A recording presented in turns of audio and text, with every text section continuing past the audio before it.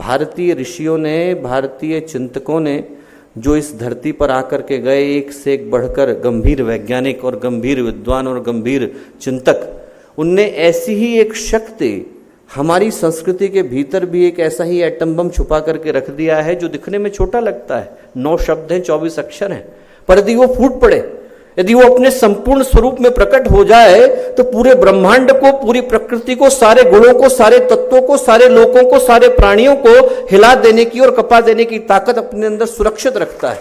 और उसका नाम है गायत्री महामंत्र।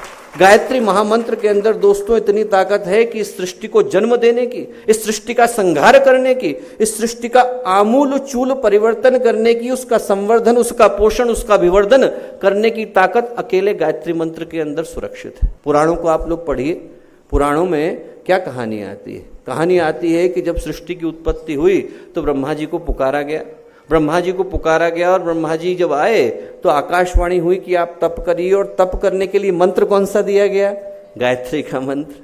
जब भगवान सृष्टि का निर्माण करते हैं तो किस शक्ति को पुकारते हैं? गायत्री को पुकारते हैं।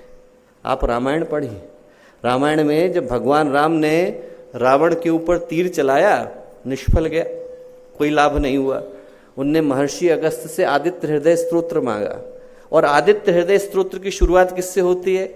गायत्री मंत्र से होती है। आदित्य हृदय स्तोत्र को अपने बाण पर धारण करा, गायत्री मंत्र को हृदय में धारण किया, और धारण करने के बाद जब भगवान राम ने रावण के ऊपर प्रहार किया तो रावण नेस्तनाबूद हुआ। जब भगवान असुरता का संहार करते हैं तो किसको पुकारते हैं? गायत्री को पुकारते हैं। आदमी कॉमन सेंस लगा करके देखे, जरा सा सामान्य सी बुद्धि लगा करके देखे कि जब स्वयं भगवान सृष्टि का निर्माण कर रहे हैं तो किस शक्ति को पुकार रहे हैं? गायत्री को पुकार रहे हैं।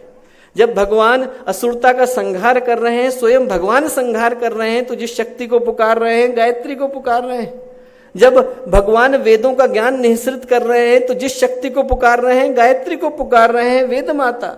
जब भगवान देवताओं की, प्राणियों की रचना कर रहे हैं, अधिदेवता बन रहे हैं, उपत्य देवता बन रहे हैं, उपदेवता बन रहे हैं, यक्ष गंधर्व किन्नर बन रहे हैं, दिति अदिति के पुत्र जन्म ले रहे हैं, सिंहिका आ रही है, व्याघ्र आ रहे हैं, तो भगवान जिस शक्ति को पुकार रहे हैं? गायत्री को पुकार रहे हैं। जब स्वयं भगवान उस शक्ति को पुकारते हैं दोस्तों, तो यदि हम और आप उस शक्ति को पुकारेंगे तो जीवन किस शिखर पर जाकर के बैठेगा ये कौन जानता है। आदमी कल्पना करके देखे, महसूस नहीं कर पाता आदमी, क्योंकि जिंदगी भर उसी मंत्र को दोहराते दोहराते उसके मूल्य को हम लोग भूल जाते हैं। पर जो शक्ति को हम लोग पुकार रहे हैं, उस शक्ति के अंदर पूरे सृष्टि के निर्माण की और पूरी सृष्टि के विस्तार की संभावनाएं छिपी पड़ी हैं।